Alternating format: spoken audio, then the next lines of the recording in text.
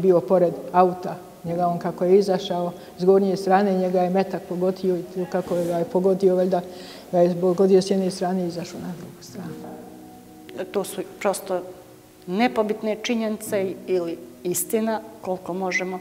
Nažalost, da se u ovom društvu moramo da borimo za istinu, ali činjenica da postoje srpske žrtve. Ja sam prva i da se otkrije ta istina, da više ne samo Srbi krivi. Liba, pravo.